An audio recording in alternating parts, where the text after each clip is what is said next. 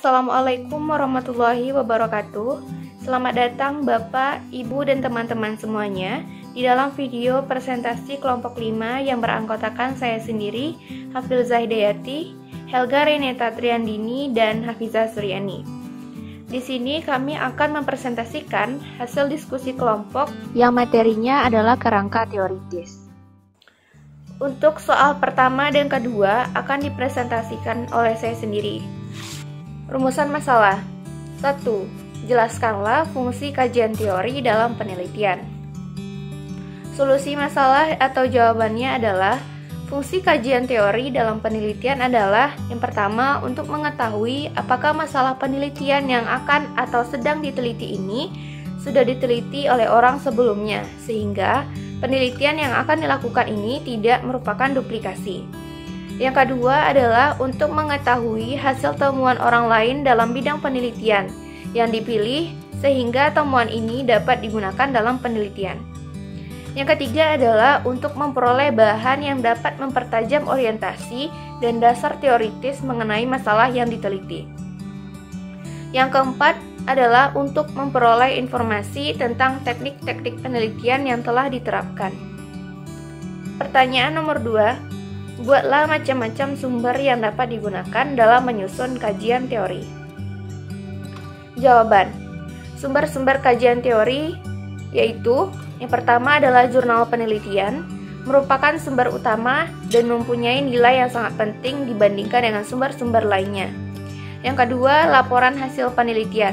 Tidak semua penelitian mempunyai kesempatan dipublikasikan dalam jurnal. Hasil penelitian tersebut mempunyai bobot sama dengan yang ada di dalam jurnal. Yang ketiga adalah abstrak, merupakan ringkasan tentang laporan hasil penelitian. Yang keempat, narasumber, menjelaskan sumber informasi hidup, umumnya adalah orang yang mempunyai kriteria tertentu dan punya pengaruh positif dalam bidang ilmu tertentu. Di antaranya adalah para profesional dan para pakar. Yang kelima, buku. Sumber pustaka ilmiah yang secara resmi telah dipublikasikan atau telah menjadi pegangan dalam mempelajari suatu bidang ilmu. Yang keenam, surat kabar dan majalah. Media cetak atau elektronik merupakan sumber pustaka yang cukup baik dan mudah diperoleh. Mengingat bahwa informasi yang diperoleh merupakan informasi populer, para peneliti dianjurkan untuk lebih dahulu mengevaluasi isi yang akan diambil. Yang ketujuh adalah internet. Salah satu sumber informasi yang seolah tidak terbatas dan dapat dengan mudah memperolehnya. Dalam kaitan ini, peneliti harus selektif dalam memilih dan memilah sumber-sumber lainnya. Baiklah, saya Hafizah Suryani dengan NIM 19031078. Saya akan sedikit menjelaskan mengenai pertanyaan nomor 3 dan nomor 4. Dimulai dari pertanyaan nomor 3 yaitu bagaimana cara memilih dan menyusun materi kajian teori? Jawaban yang dapat kami temukan untuk pertanyaan nomor 3 yaitu teori yang tepat adalah teori yang bersesuaian dengan ruang lingkup masalah.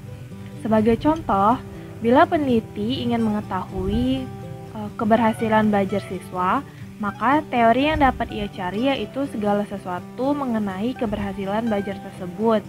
Misalnya, teori tentang prestasi, kemampuan, kompetensi, dan segala teori yang terkait dengan keberhasilan belajar.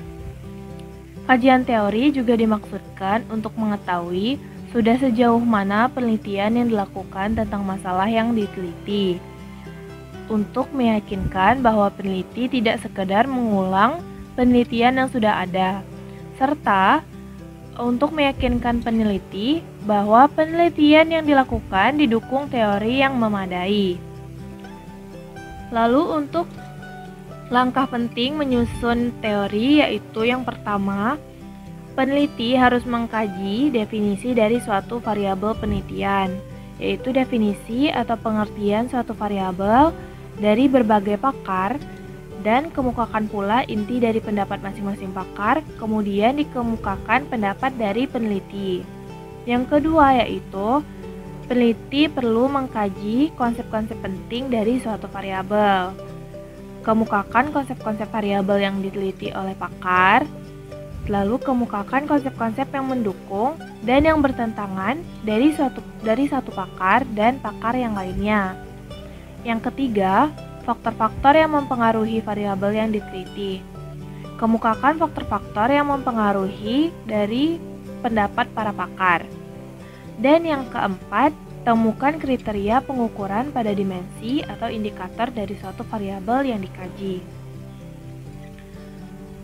Lalu untuk rumusan masalah atau pertanyaan nomor 4, yaitu bagaimana hubungan antara kajian teori dengan hipotesis. Jawaban yang dapat kami temukan, umumnya hipotesis menyatakan hubungan antara dua atau lebih variabel yang di dalam pernyataan-pernyataan hubungan tersebut telah diformulasikan dalam kerangka teori. Hipotesis ini diturunkan atau bersumber dari teori dan tinjauan literatur yang berhubungan dengan masalah yang diteliti. Pernyataan hubungan antara variabel sebagaimana dirumuskan dalam hipotesis hanya sebagai dugaan sementara atas suatu masalah yang telah dijelaskan dalam kerangka teori yang digunakan untuk menjelaskan masalah dalam penelitian. Sebab teori yang tepat akan menghasilkan hipotesis atau dugaan yang tepat pula untuk dijadikan sebagai jawaban sementara atas masalah yang diteliti atau dipelajari dalam penelitian tersebut. Sekian dari saya kembalikan ke moderator. Terima kasih. Saya Helgarini Tatri Andini, NIM 19031081. Hari ini saya akan mempresentasikan hasil diskusi kelompok mengenai kerangka teoritis, dan saya akan menjawab pertanyaan nomor 5.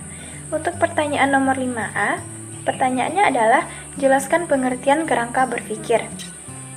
Jadi, kerangka berpikir atau kerangka konseptual merupakan alur berpikir peneliti yang dituangkan secara ringkas dan jelas berdasarkan kajian teori tentang permasalahan atau variabel penelitiannya. Pada kerangka berpikir, terlihat keterkaitan antara satu variabel dengan variabel lain, atau antara variabel bebas dengan variabel terikat, serta tergambar hipotesis atau pertanyaan peneliti yang diajukan. Dengan melihat kerangka berpikir ini, pembaca sudah dapat memahami dan menduga apa rumusan masalahnya, serta bentuk hipotesis, kemudian metode apa yang digunakan, serta hasil penelitian yang diharapkan.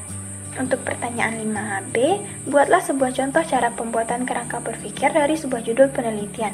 Contohnya adalah, Budi merupakan seorang mahasiswa yang melakukan penelitian tentang pengaruh penggunaan pupuk terhadap pertumbuhan tanaman zimis. Jadi, langkah-langkah yang harus dilakukan oleh Budi, yang pertama adalah menentukan variabel. Variabel ada 3. Yang pertama, variabel terikatnya adalah pertumbuhan tanaman seperti lebar daun dan tinggi tanaman. Untuk variabel bebasnya adalah pupuk, serta untuk variabel kontrol adalah tanaman jagung. Langkah yang kedua adalah mengumpulkan referensi.